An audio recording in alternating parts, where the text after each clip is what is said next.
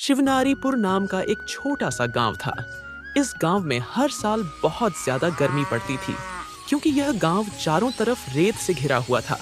अप्रैल महीना शुरू ही हुआ था, पर ऐसा लगता था कि मानव गर्मी अपने चरम सीमा पर पहुंच गया था। गांव के हर घर के छत पर मानो आग बरस रहा था। पेड़ों की शाखाएं गर्मी से सूखने लगी थीं। सूरज देवता डूबने का नाम ही नहीं ले रहे थे। यह गर्मी का मौसम अमीरों के लिए बहुत ही सुहाना था, पर गरीबों के लिए उन पर मुसीबत का पहाड़ टूटना जैसा था। हे ऊपर वाले, इतना ज्यादा गर्मी कर दी है आपने, कुछ तो तरस खाओ गरीबों पर। देख रही हो माधुरी, इतनी भयानक गर्मी पड़ रही है, इस बार घर से बाहर निकला भी नहीं जा रहा है। घर से निकलते ही सारा बदन धूप से जलने लगता है। ऊपर से ये लू और गर्मीली हवाएं शरीर को लहूलुहान कर देती हैं। हाँ जी, सच कह रहे हैं आप। गर्मी इतनी हो रही है कि घर के अंदर रहा भी नहीं जा रहा है। इससे पहले इतनी गर्मी कभी नहीं हुई। ये गर्मी तो कहर मचा रही है हम गरीबों पर। घर से बाहर जाओ तो गर्मीली हवाएं बदन चीरती हुई निकल जाती हैं और पूरा शरीर आंख की तरह जलने लगता है। आप सच बोल रहे हैं जी, ये गर्मी हमारे लिए काल बनकर आई है। अमीरों के घर में ऐसी चल रही होगी और हम गरीब एक पंखा भी नहीं खरीद सकते हैं। हे भगवान, कुछ तो तरस खाओ। हाँ माधुरी, तुम सत्य बोल रही हो। हम गरीबों की कोई जिंदगी होती है, जो जैसा चाहता है वैसा हमें चलाता है, और हम कुछ नहीं कर पाते हैं। हम गरीबों का कोई इज्जत नहीं है। अमीर तो हमें अपने पैरों की धूल समझते हैं। देखो माधुरी, ये सूरज डूबने का नाम भी नहीं ले रहा है। अपराधों की तरह हम पर नजर रखे हुए हैं। हाँ, इस बार की गर्मी ने तो सबकी हालत खराब कर रही है। इतनी गर्मी में आप काम पर कैसे जाएंगे? अब क्या कर सकता हूँ माधुरी, काम तो करना ही होगा, चाहे कितनी भी गर्मी क्यों ना हो। सेठ लोगों को कुछ भी फर्क नहीं पड़ता, चाहे सर्दी हो या फिर गर्मी। उनको सिर्फ काम से मतलब है। उनका काम पूरा होना चाहिए। अच्छा, अब मैं चलता हूँ। देर हो गई तो मालिक गुस्सा करेंगे। अभी धूप नहीं निकला है, आप जल्दी से काम पर चले जाइए, नहीं तो धूप निकलने के बाद घर से बाहर भी नहीं निकला जाएगा। गिरधर एक जूस वाले की दुकान पर जूस बनाने का काम किया करता है। उससे जो पैसे मिलते थे उसी से घर का गुजारा करता था। वैसे तो शिव नारीपुर गांव में गर्मी बहुत ज्यादा पड़ती थी, लेकिन इस बार की गर्मी ने तो रिकॉर्ड ही तोड़ दिया। पूरा गांव गर्मी से परेशान था। पूरा दिन खूब कड़ाके की धूप निकली रहती थी। बाहर निकलते ही बदन जलने लगता था। छांव के तो दर्शन तक नहीं हो रहे थे। गांव का वो चौपाल जहां लोग बैठकर बातें किया करते थे, आज वो चौपाल बिल्कुल सूना और वीरान पड़ा था। इस बार की गर्मी ने तो सबको परेशान कर दिया था। बबलू के पापा, आज घर में आटा बहुत कम बचा है, बस 4 रोटी ही बन पाई है, तो मैंने आपको दिन में खाने के लिए बांध दी है, और 2 रोटी में से एक रोटी बच्चों को दे दूंगी।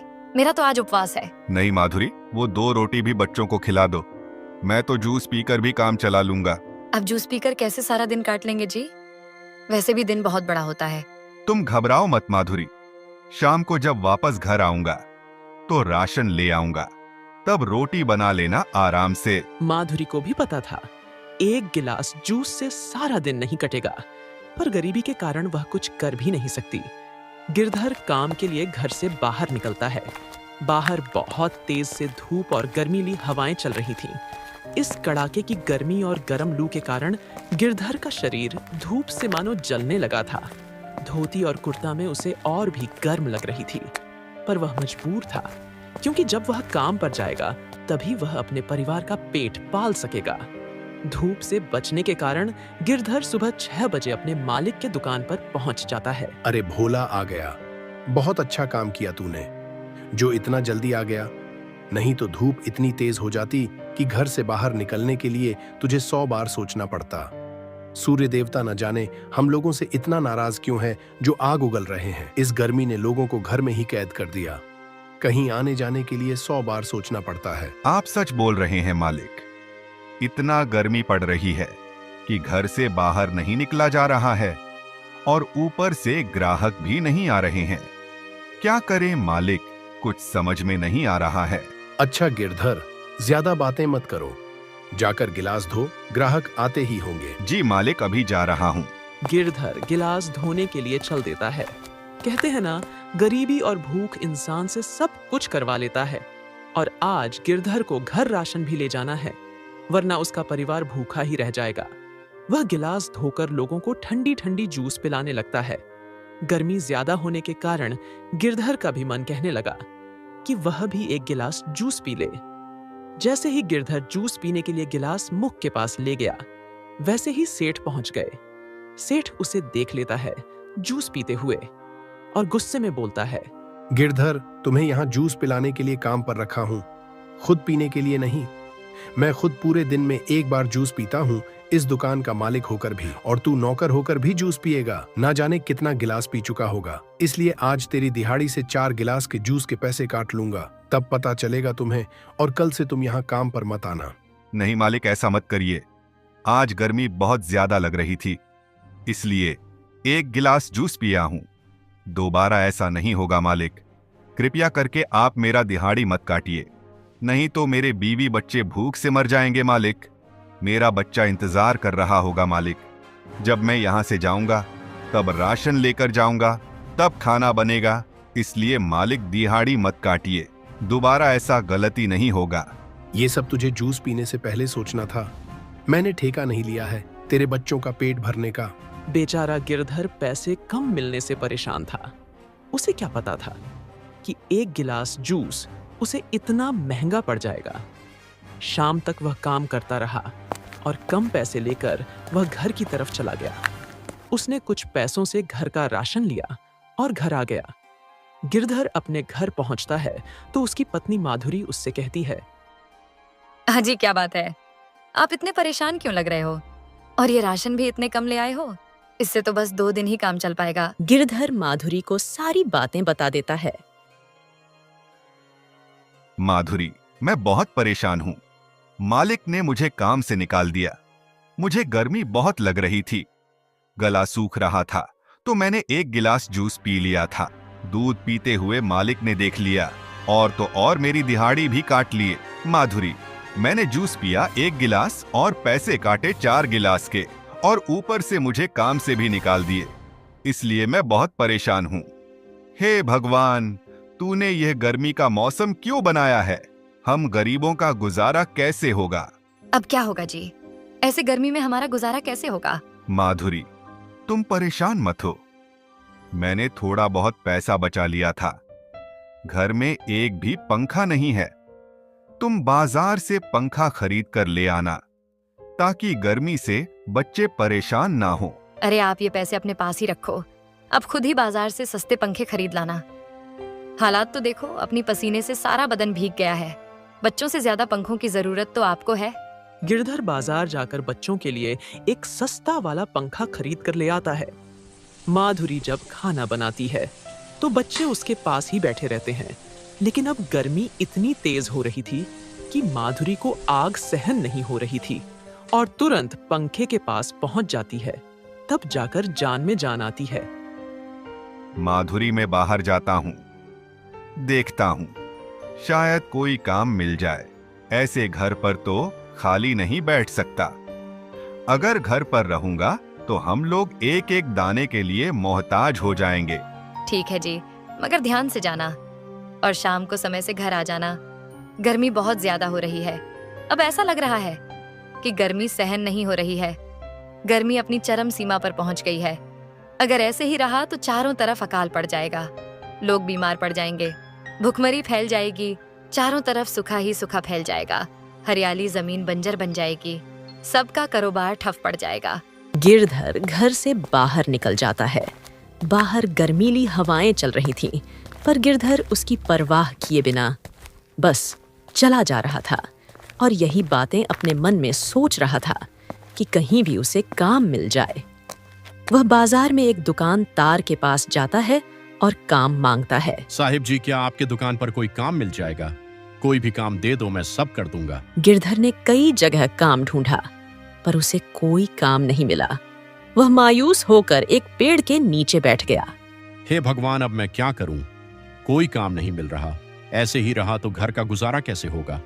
पैसे भी बहुत कम बचे हैं और मेरे पास जो थोड़े बहुत पैसे बचे हैं वो भी 2-4 दिन में खत्म हो जाएंगे। गिरधर ये सब सोच ही रहा था कि तभी एक साधु बाबा उसके पास आते हैं। बेटा, क्या तुम मेरा थोड़ा सा मदद कर दोगे? मेरा कुटिया यहाँ से कुछ दूरी पर ही है। गर्मी बहुत ज्यादा है और लू भी बहुत तेज से चल रही है, इसलिए मैं अब यह लकड़ियां ज्यादा दूर नहीं ले जा पाऊंगा। मेरा यह लकड़ियां मेरे कुटिया तक पहुंचा दो। बेटा, तुम्हारा बहुत बड़ा एहसान होगा। ठीक है बाबा, चलिए, मैं आपका सामान आपके कुटिया तक पहुंचा दूंगा। गिरधर साधु बाबा के लकड़ियों को उनके कुटिया तक पहुंचा देता है। साधु बाबा, आप यहाँ अकेले रहते हैं? यहाँ तो और भी गर्मी लग रही है। आप इतनी गर्मी में यहाँ कैसे रह लेते हैं? हाँ बेटा, मैं यहाँ अकेला रहता हूँ और इसी कुटिया में तपस्या करता हूँ और एक गाय रानी हमारे साथ रहती है और मैं इसका भी ठीक से ख्याल नहीं रख पाता हूँ। अच्छा बाबा, अब आप आराम करिए और मुझे इजाजत दीजिए। मेरी बीवी बच्चे घर पर इंतजार कर रहे होंगे। इतना कहकर साधु बाबा से गिरधर अपने घर की तरफ चल देता है। कभी साधु महाराज आवाज देते हैं, रुको बेटा, मेरी गाय रानी को भी अपने साथ ले जाओ। इसका अच्छे से देखभाल करोगे, इसकी सेवा करोगे तो यह तुमको बहुत ज्यादा दूध देगी। मैं इसका ध्यान गर्मी के कारण रख नहीं पाता हूँ। इसे तुम ले जाओ। अब मना मत करना बेटा। एक साधु का आशीर्वाद समझकर मेरी गाय रानी को अपने साथ ले जाओ। अरे महाराज जी, अब आप इतना बोल ही रहे हैं तो मैं इस गाय माता को अपने साथ ले जा रहा हूँ और इसकी खूब सेवा पानी करूंगा। गिरधर गाय को लेकर घर की तरफ चल देता है। अरे जी, ये गाय कहाँ से लेकर आए हो? गिरधर माधुरी को सारी बातें बता देता है। माधुरी, अब से ये गाय माता हमारी है और इनकी सेवा की जिम्मेदारी भी हमारी ही है। तुम जाकर खाना बनाओ, तब तक मैं गाय माता के लिए चारा लेकर आता हूँ। माधुरी, बहुत ज्यादा गर्मी है, इतनी दूर से गाय माता को लेकर आया हूँ, इन्हें पानी लाकर पिला दो। मैं खेत से जाकर चारा काट कर लेकर आता हूँ, लेकिन पानी जरूर पिला देना। गिरधर गाय के लिए चारा लाने खेत की ओर जाता है और चारा लेकर आता है और गाय को खिला देता है। शाम होती है। देखो माधुरी, चारा खाने के बाद गाय माता कितनी दूध दे रही है। ये तो सच में कमाल की गाय है। इतना सारा दूध हम लोग तो पी ही नहीं पाएंगे। पहले मैं कुछ दूध की चाय बना देती हूँ, फिर पूरा परिवार आज रात को दूध पीकर लेट जाएंगे, क्योंकि घर में ज्यादा राशन नहीं बचा है। फिर उसी दिन गिरधर का पूरा परिवार दूध पीकर लेट जाते हैं और आराम से सो जाते हैं।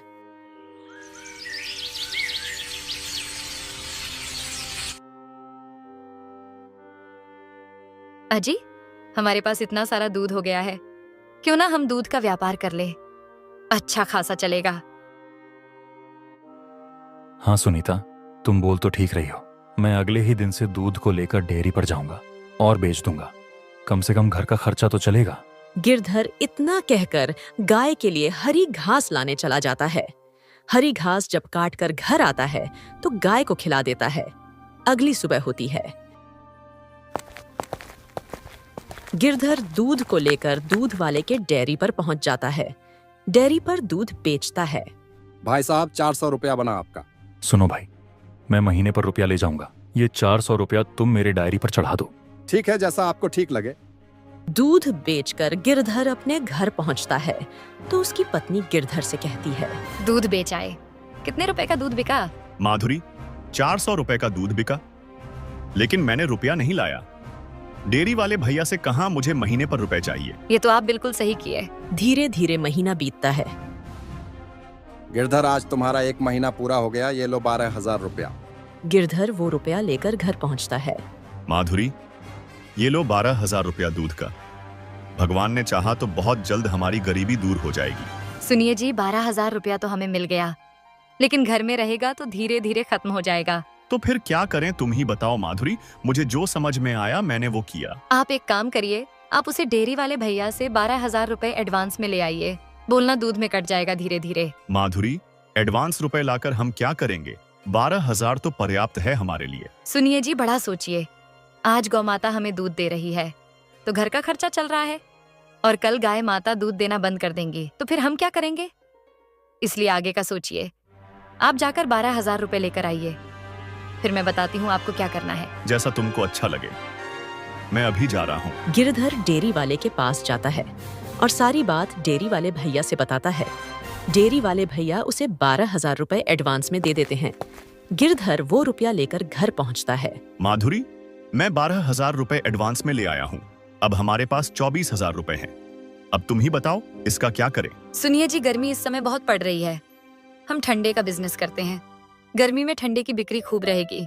ठीक है माधुरी, हम कल ही बाजार चलेंगे कोल्ड ड्रिंक लाने के लिए। दोनों बाजार जाते हैं, कोल्ड ड्रिंक खरीद कर लेकर आते हैं और अपने गांव के चौराहे पर दुकान लगाते हैं। गर्मी अधिक होने के कारण कोल्ड ड्रिंक की बिक्री बड़ी जोरों शोरों से होती है। रात को दुकान बंद करके जब दोनों घर पहुंचते हैं। माधुरी, आज तो बड़ी जोरों से बिक्री हुई है। ऐसे ही रहा तो हम बहुत जल्द बड़े आदमी बन जाएंगे। अगर गौ माता ना होती तो हम ये कभी नहीं कर पाते। आप सच बोल रहे हैं जी, ये गाय सच में हमारी माता है। धीरे धीरे समय बीतता है। गिरधर अब बहुत बड़ा ठंडे का व्यापारी बन जाता है। देखते ही देखते गाड़ी, मोटर, महल सब हो जाता है गिरधर के पास। गिरधर पहले जैसा नहीं रहा, अब वह बहुत बड़ा आदमी बन चुका था, लेकिन उस गाय को कभी नहीं बेचता है। माधुरी, अब हम ऊंचाई की उस शिखर पर पहुंच गए हैं कि जहां लोग आने के लिए तरसते हैं। आज मेरा पूरे राज्य में मुकाबला करने वाला कोई नहीं है। यह सब उस बाबा की मेहरबानी है जो हम गरीब के ऊपर इतना बड़ा एहसान किए हैं। अगर वह हमें अपनी गाय नहीं देते तो शायद आज मैं इतनी ऊंचाई पर नहीं होता।